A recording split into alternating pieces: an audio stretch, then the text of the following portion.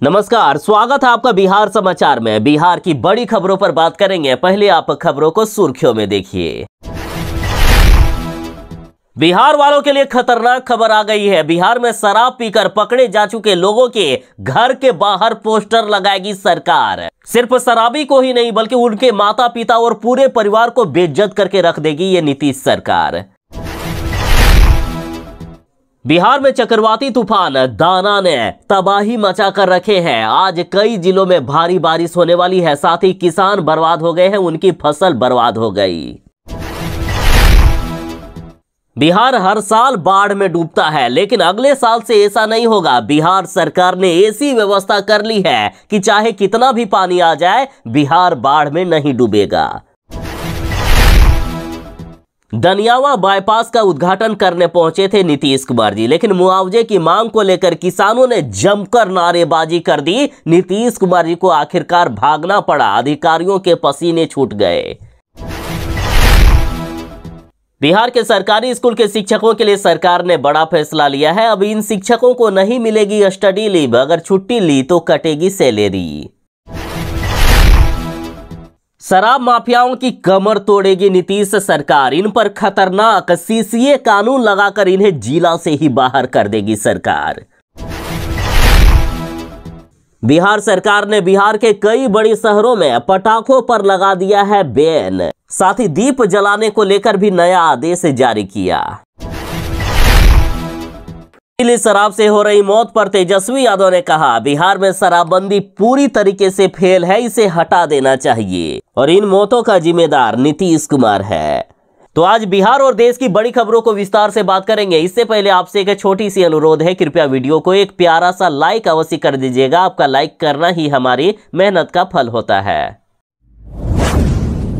बिहार में जहरीली शराब से लगातार लोगों की मौत हो रही है। नीतीश कुमार जी ने साफ कह दिया है कि पिएगा तो मरेगा ही, और अब नीतीश कुमार जी ने खास आदेश जारी कर दिया है। देखिए, शराब माफियाओं को पकड़ने के लिए तो सीसीए कानून लागू कर ही दिया गया, लेकिन जो अब शराब पीते हैं उनकी भी खैर नहीं। बिहार में शराब पीकर पकड़े जा चुके लोगों के घर के बाहर अब पोस्टर लगाएगी नीतीश सरकार। पोस्टर लगाकर मोहल्ले के सारे व्यक्ति को बता दिया जाएगा कि ये फलाना व्यक्ति शराब पीता है, शराब के मामले में इतने बार पकड़े गए हैं ये व्यक्ति, और कल दिन यदि ये व्यक्ति जहरीली शराब पीकर मर जाता है तो इसकी जिम्मेदार सरकार नहीं होगी। देखिए, पहले जहां शराब पीकर पहली दफे पकड़े जा चुके लोगों को जुर्माना लेकर छोड़ दिया जाता था, लेकिन अब सरकार ने नई तैयारी कर रखी है। यदि पहले भी किसी को जुर्माने लेकर छोड़ा गया है या अब जिनको छोड़ा जाएगा तो उनकी पूरे मोहल्ले या गांव में इसकी खबर दी जाएगी। ऐसे लोगों के घर के बाहर पोस्टर चिपकाया जाएगा। शराबी के साथ साथ उसके पिता का नाम, पूरा पता तो छपवाएगी ही, साथ ही ये भी बताएगी कि उस व्यक्ति को शराब पीने के आरोप में पकड़ा गया था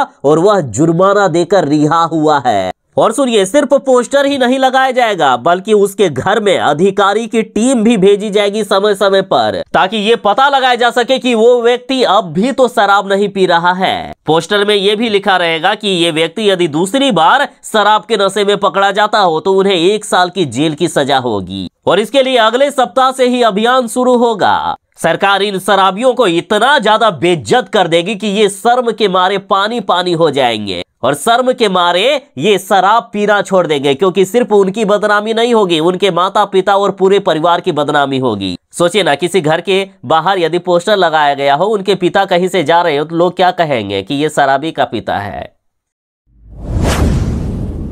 बिहार में आज भी होने वाली है भारी बारिश। चक्रवाती तूफान दाना ने बिहार में तबाही मचाकर रख दी है। आज भी भारी बारिश और तेज हवाओं का सिलसिला जारी रहेगा। बिहार में दीपावली तक दिखेगा चक्रवाती तूफान का प्रभाव। बिहार के कई जिलों में भारी बारिश का अलर्ट जारी किया गया है, साथ ही बिहार का तापमान भी गिर गया है। बिहार में ठंड ने भी दस्तक दे दी है। देखिए, मौसम विभाग की माने तो आज बिहार के किशनगंज, पूर्णिया, कटिहार, अररिया और भागलपुर में भारी बारिश होने वाली है। उसके अलावा मुंगेर, बांका, जमुई, लखीसराय, पटना, नालंदा, नवादा, शेखपुरा, बेगूसराय, गया और जहानाबाद के साथ अन्य जिलों में कहीं हल्की तो कहीं मध्यम दर्जे तक की बारिश हो सकती है। साथ ही मेघ गर्जन और तेज हवा के भी संकेत दिए गए हैं। 20 किलोमीटर से लेकर 40 किलोमीटर प्रति घंटे की रफ्तार से हवा चलेगी। तो वहीं बिहार के अधिकांश जिलों में मेघ गर्जन और वज्रपात की संभावना है, अतः जरा बच के रहें।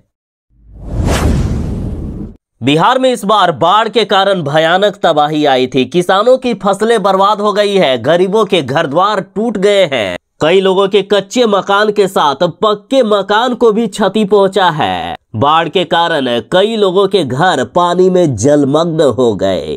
तो चाहे बाढ़ के कारण आपको किसी भी प्रकार का कोई भी नुकसान हुआ है, सरकार मुआवजे की राशि देगी। केंद्र सरकार की तरफ से 7 सदस्यीय टीम बिहार में बाढ़ से हुए नुकसान का आकलन कर रही है। साथ ही बिहार सरकार ने भी टीम रवाना कर दिए हैं कि किनका कितना नुकसान हुआ है, इसका आकलन किया जाए ताकि सभी को मुआवजे की राशि दिया जा सके।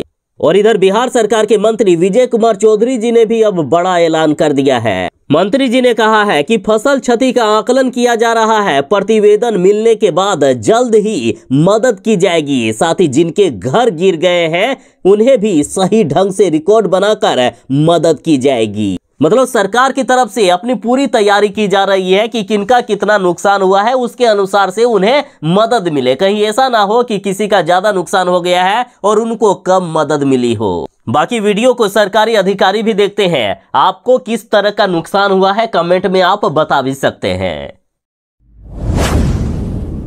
नीतीश कुमार जी ने जनता को इस कदर परेशान करके रखा है कि ये जहां भी जाते हैं वहां ही इनका विरोध हो जाता है। देखिए, इस बार दनियावा बाईपास का उद्घाटन करने के लिए पहुंचे थे मुख्यमंत्री नीतीश कुमार, लेकिन मुआवजे की मांग को लेकर किसानों ने जमकर नारेबाजी कर दी। अधिकारियों के पसीने तक छूट गए। देखिए, मुख्यमंत्री नीतीश कुमार जी ने बीते दिन पटना के दनियावा में 46 करोड़ की लागत से निर्मित बाईपास का उद्घाटन किया, लेकिन बाईपास के लिए अपनी जमीन देने वाले किसानों में गहरी नाराजगी भी है। अपनी जमीन देने वाले किसानों को अभी तक मुआवजे की राशि नहीं मिली है। मतलब बाईपास बनकर तैयार भी हो गया, उसका उद्घाटन भी हो गया, लेकिन जिन लोगों ने अपनी जमीन गंवाई है उनको अभी तक पैसे नहीं दिए हैं। अब बताइए, जब मुआवजे की राशि इन गरीबों को, इन किसानों को नहीं मिली है तो आखिर ये दूसरे जगह जमीन खरीदेंगे भी कैसे? आखिर ये रहेंगे तो कहाँ रहेंगे? जिनकी खेती की जमीन चल गई है, क्या वे भूखे मर जाएंगे? नीतीश कुमार जी, इनको मुआवजे की राशि नहीं मिली है, इसलिए भारी बवाल हुआ। नीतीश कुमार जी हाय हाय के नारे लगे। बिहार के सरकारी स्कूल के शिक्षकों के लिए बड़ी खबर है। अब इन शिक्षकों को नहीं मिलेगा स्टडी लीव, अगर छुट्टी ली तो कटेगी सैलरी। देखिए, बिहार में TRE 1 और TRE 2 से सरकारी स्कूल में नियुक्त शिक्षकों को अब बड़ा झटका लगा है। देखिए, अब BPSC से बाहर टीचर को हायर स्टडी के लिए स्टडी लीव नहीं मिलेगी। इसके बदले उन्हें असाधारण अवकाश मिलेगा। उसमें किसी प्रकार का वेतन या अन्य देयता नहीं होगी, यानी नो वर्क नो पॉलिसी पर यह काम करेगी। शिक्षा विभाग ने इस संबंध में निर्देश जारी कर दिए हैं। ये निर्देश माध्यमिक शिक्षा निदेशालय ने सभी जिला शिक्षा पदाधिकारी को दे दिया है। बिहार के कई शहरों में पटाखों पर बैन लगा दिया गया है। दिवाली पर सरकार ने कई नए आदेश जारी कर दिए।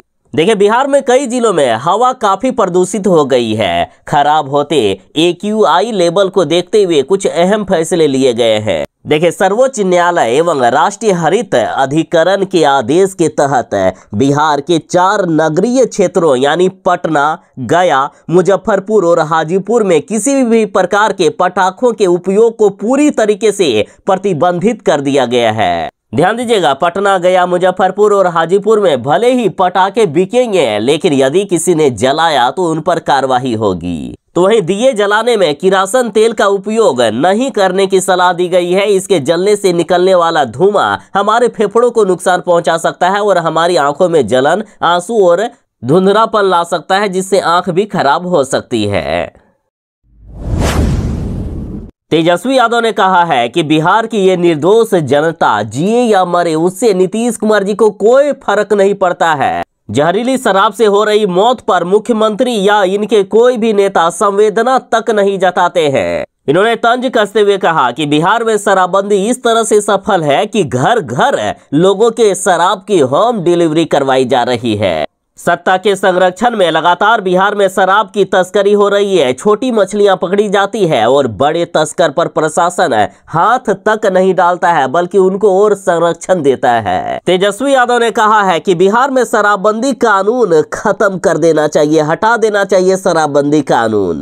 साथ ही कल बिहार में फिर से जहरीली शराब पीने से लोगों की मौत हो गई है। इन मौतों पर तेजस्वी यादव ने कहा कि बिहार में शराब पीकर लोग मरे नहीं है, बल्कि उनकी हत्या की गई है और इन सभी हत्याओं का जिम्मेदार नीतीश कुमार है। उन पर हत्या का मुकदमा दायर होना चाहिए और उनको जेल भेजा जाना चाहिए।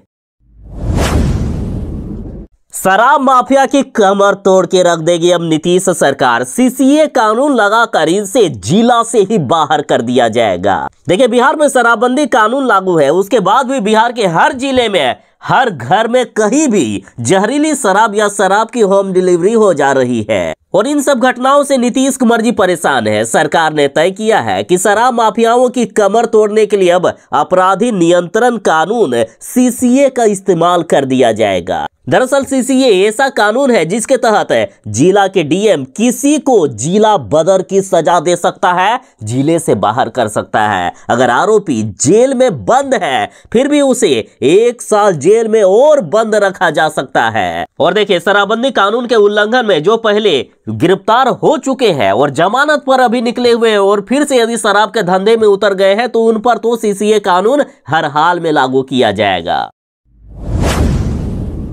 बिहार सरकार के मंत्री ने कहा है कि बाढ़ पीड़ितों की मदद के लिए बिहार में जो तरीका है वो व्यवस्था पूरे मुल्क में कहीं नहीं है। देखिए, मंत्री विजय कुमार चौधरी जी ने कहा है कि बाढ़ और कटाव का अस्थायी निदान यदि कोई है तो वो है हाई लेवल डैम। लेकिन हमारे यहाँ सभी नदी के ऊपर वाला इलाका नेपाल में आता है। सभी नदी में डैम बनाने को लेकर ऊपरी वाले इलाके को चिन्हित तो किया गया है, मगर डैम बनाने के लिए नेपाल से आवश्यक सहयोग नहीं मिला है और ना ही आगे मिलने की उम्मीद है। वहां लोग विद्रोही की स्थिति में आ जाते हैं। नेपाल में कई बार अधिकारियों को भेजा गया है, नतीजा कुछ भी अच्छा नहीं रहा है। लेकिन इस बार केंद्र सरकार ने कमाल करके दिखा दिया है। केंद्र सरकार को हम इसका धन्यवाद भी देते हैं। उन्होंने बिहार सरकार की पहल को स्वीकार करते हुए मदद का भरोसा दिया है। हम लोग अगर नदी के ऊपर डैम नहीं बना सकते हैं तो नीचे में ही एक एक बराज बना देंगे। इसके अलावा तटबंध के ऊंचीकरण और मजबूतीकरण का कार्य भी बिहार में होगा